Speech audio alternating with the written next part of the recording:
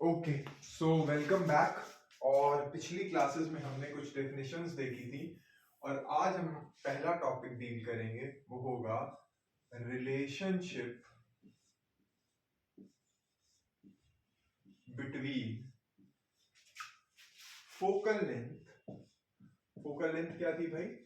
पोल से फोकस तक की distance, focal length and radius of curvature. Radius of curvature क्या था? सेंटर ऑफ कर्वेचर और पोल के बीच का डिस्टेंस। ठीक है, तो आज हमें ये पहला टॉपिक डील करना है। अच्छा, तो इसके लिए तो हम सबसे पहले एक रे डायग्राम बनाते हैं।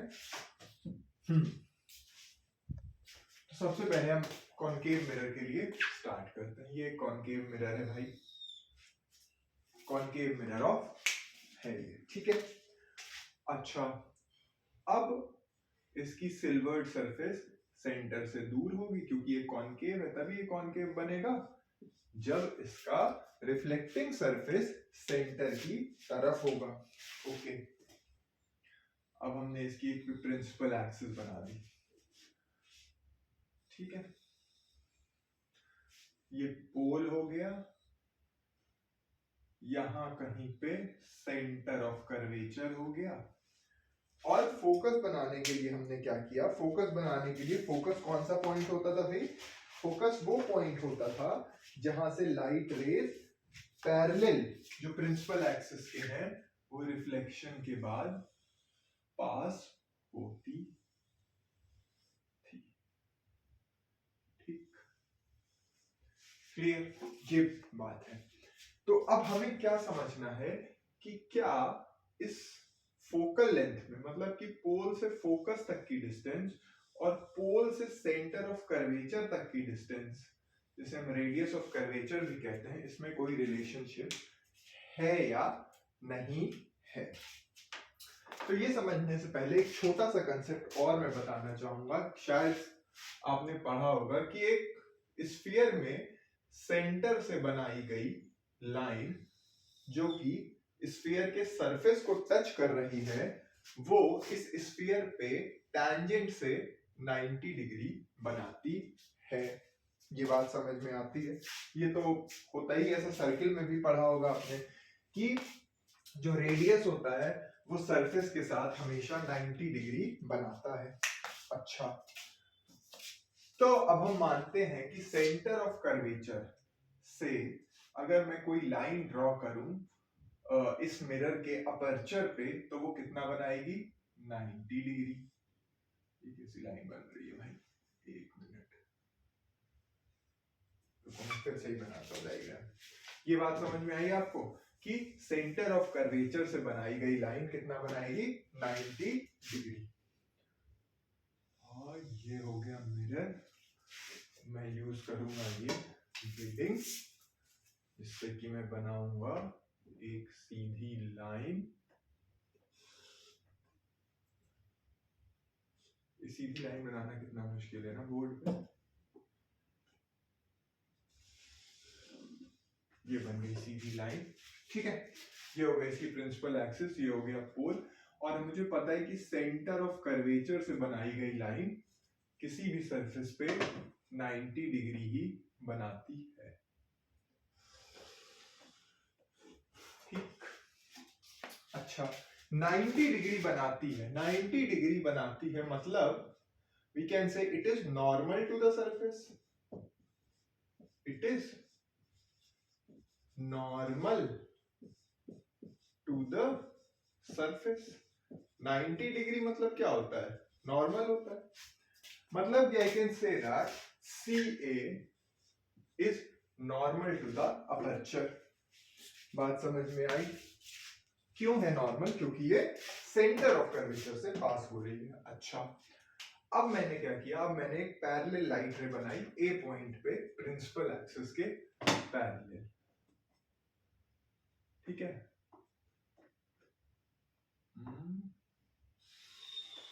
ये ठीक, अब जो कि ये पैरेलल थी तो ये प्रिंसिपल एक्सिस के जिस भी पॉइंट से पास होगी उसे हम नाम दे देंगे फोकस। ठीक, अब देखो, अब तुम लोगों ने प्लेन मिरर में पढ़ा होगा कि angle of incidence is always equal to angle of reflection, पढ़ा था। यहां भी वही बात ट्रू है भाई, angle of incidence is always equal to angle of reflection. ये बात तो इसके लिए भी सत्य है, ये भी इसका लॉ है। अच्छा, एंगल ऑफ इंसिडेंस क्या होता था भाई? Incident ray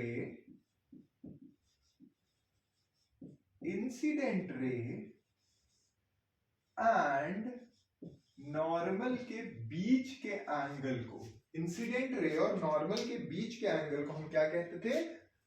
angle of incidence. तो यहां पर इंसिडेंट रे कौन सी है? लेट्स से एक्स ए, और नॉर्मल क्या है? सी ए। तो एक्स ए और सी ए के बीच में बनने वाले एंगल को हम कहेंगे angle of incidence.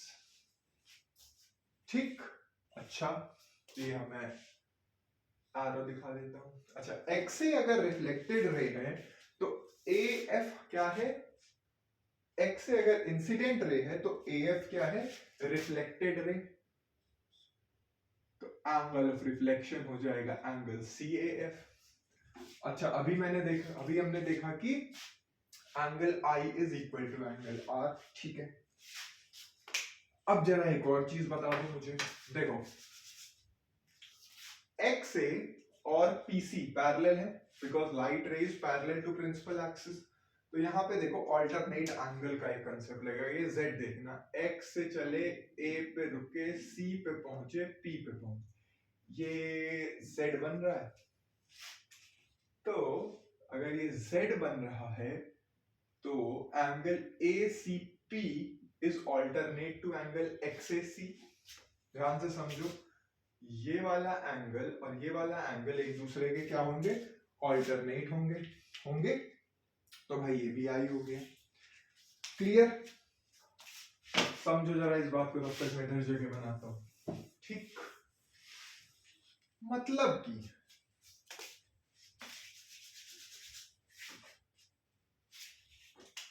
Angle XAC जो कि एंगल ऑफ इंसिडेंस है, एंगल CAF जो कि एंगल ऑफ रिफ्लेक्शन है, और एंगल ACF ये सब आपस में बराबर है। तो इनको हम एक नाम दे देते हैं थीटा। ठीक, आई मान लेते हैं थीटा। तो रिफ्लेक्शन एंगल हो गया, एंगल ऑफ रिफ्लेक्शन हो गया थीटा, और उस हिसाब से अल्टरनेट एंगल से ये भी एंगल हो गया थीटा। अच्छा, अब जरा मुझे बताओ CA डिस्टेंस कितना है भाई? C से A, सेंटर से स्फीयर की सरफेस तक जा रहे हैं, तो ये डिस्टेंस कितना होगा? रेडियस के बराबर। ये हो गया रेडियस। अच्छा, अब जरा मैं ये ट्रायंगल अलग से बनाता हूं। कौन सा? CAF। देखना, C A और F।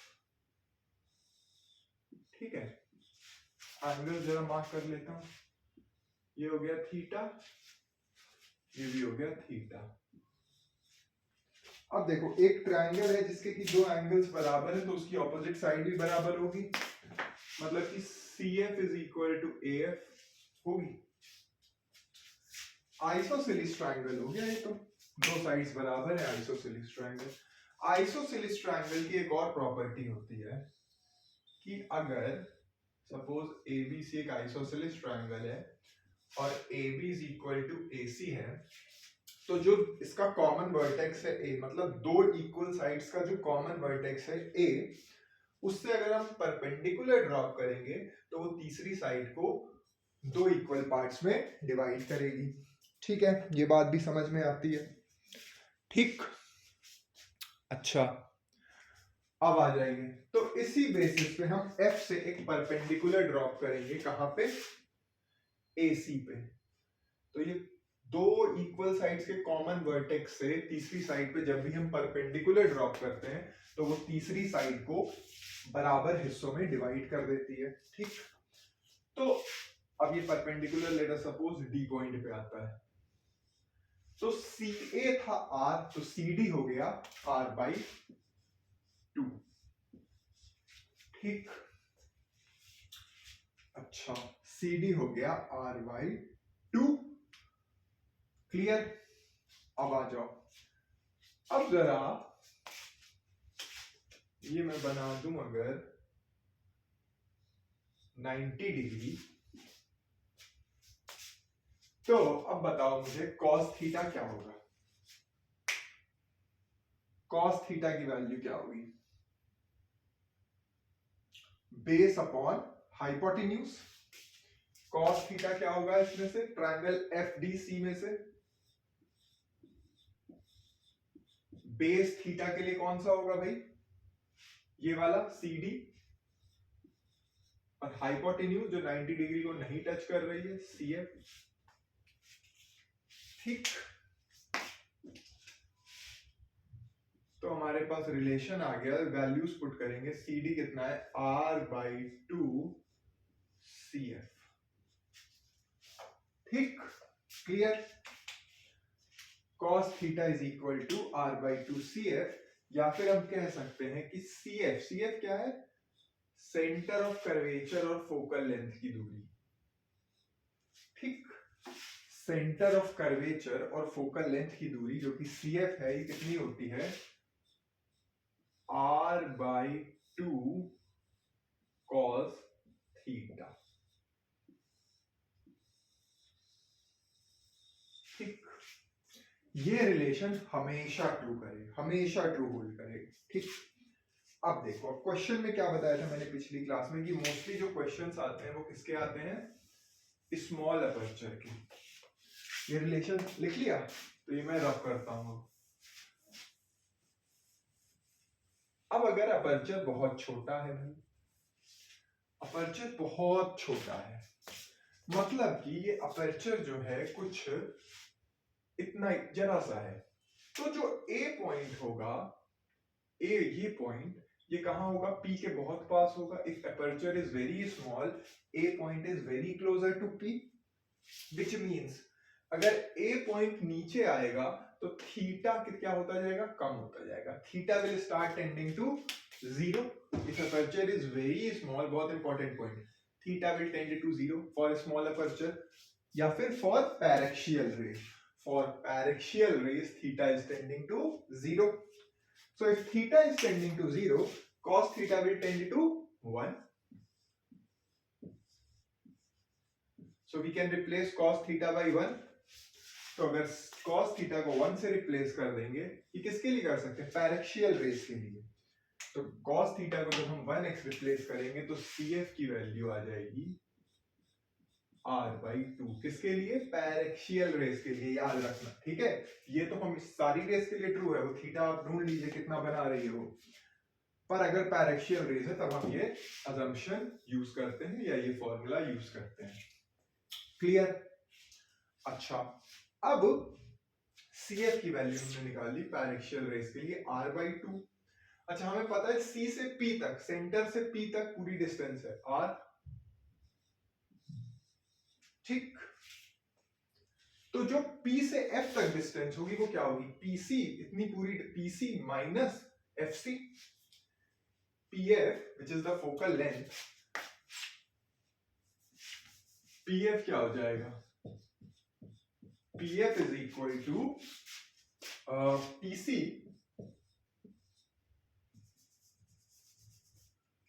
Minus FC। अच्छा, PC कितना है? R माइनस R/2, तो ये डिस्टेंस आ गया R/2। तो focal length is equal to half of radius of curvature for paraxial rays. अगर हमें जनरल फॉर्मूला लिखना है तो हम क्या लिखेंगे? PF is equal to PC R minus R/2 cos theta. ठीक, clear? So I assume the relationship between focal length and radius of curvature आपको क्लियरली समझ में आ गई। ठीक है, ओके, अब आ जाओ भाई।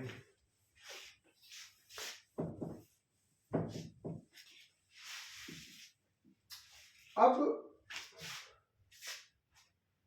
अगला टॉपिक इसमें है रे डायग्राम, रे कंस्ट्रक्शन, रे डायग्राम या कॉन्वेक्स मिरर का भी देख लेते हैं। कॉन्केव मिरर के लिए देखा ना, कॉन्वेक्स मिरर के लिए भी एकदम सिंपल है, वही होगा। देखो कॉन्वेक्स मिरर कुछ ऐसा होगा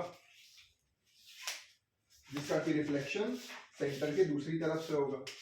तो मैं इसकी प्रिंसिपल एक्सिस बना देता हूँ भाई, ये बन गई प्रिंसिपल एक्सिस। यहाँ पे सेंटर ऑफ कर्वेचर है, ठीक। सेंटर ऑफ कर्वेचर से एक नॉर्मल ड्रॉ कर देता हूँ, ये आ गई नॉर्मल, ठीक। सेंटर ऑफ कर्वेचर से बना दी नॉर्मल। अच्छा, ये पॉइंट लेटर सपोज ए। अब ए पॉइंट पे एक पैरेलल लाइट रे आती है,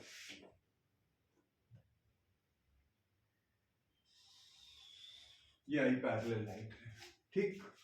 अच्छा, इसको थोड़ा नॉर्मल को पीछे की ओर एक्सटेंड कर देते हैं तो एंगल समझने में आसानी होगी।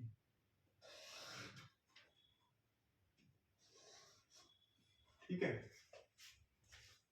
तो ये नॉर्मल लाइट रे है, लेट अस अज्यूम BA, और ये पीछे डी नाम दे देते हैं, तो एंगल BAD हो गया एंगल ऑफ इंसिडेंस।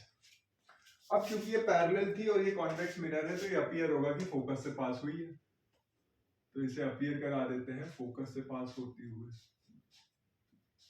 ठीक। और ये गई तो एक्चुअली में पीछे होगी, ठीक है।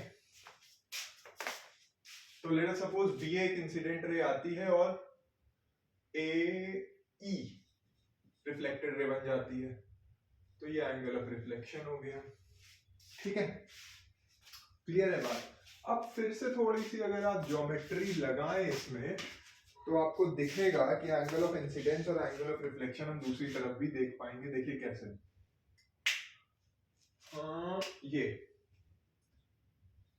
ये एंगल हो गया R, वर्टिकली ऑपोजिट एंगल, नाम दे दो इसे फोकस, ठीक है।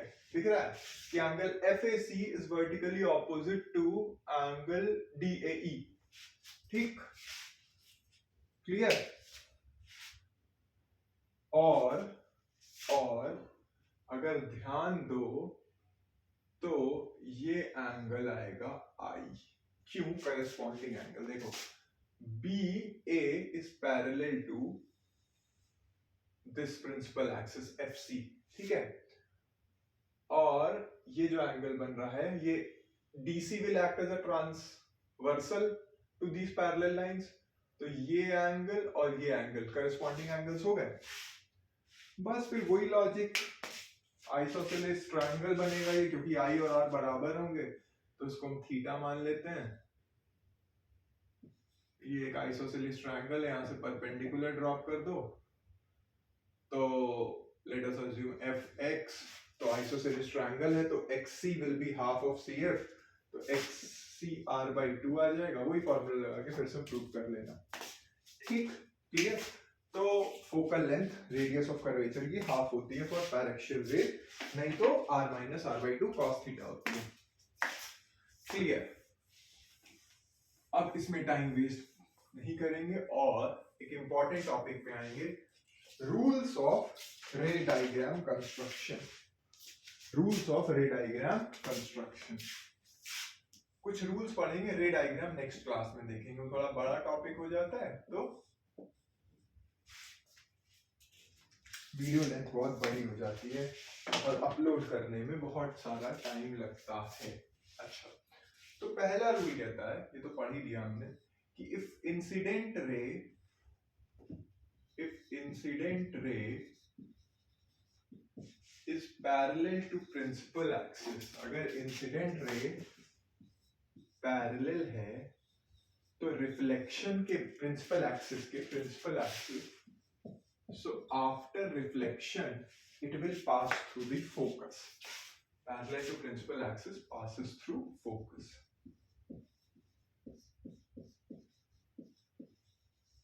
ठीक है। अच्छा, सबसे पहला रूल, जैसे सेकंड रूल बना, सबसे पहला रूल तो यही है कि angle of incidence is equal to angle of reflection. ये जो रूल आता है ये इसी से डिराइव होके आया है। पिछली बार आपने देखा होगा कि अगर पैरेलल गई तो वो फोकस से क्यों पास हो रही है, क्योंकि आई आर थीटा सब बराबर हो जाते हैं। अच्छा, तीसरा रूल कहता है कि अगर लाइट रे फोकस से पास हो रही है इंसिडेंट लाइट रे, इफ इंसिडेंट लाइट रे, भी डायग्राम बना के भी समझा दूंगा एक ही में, लिख लो। Incident light ray passes through focus,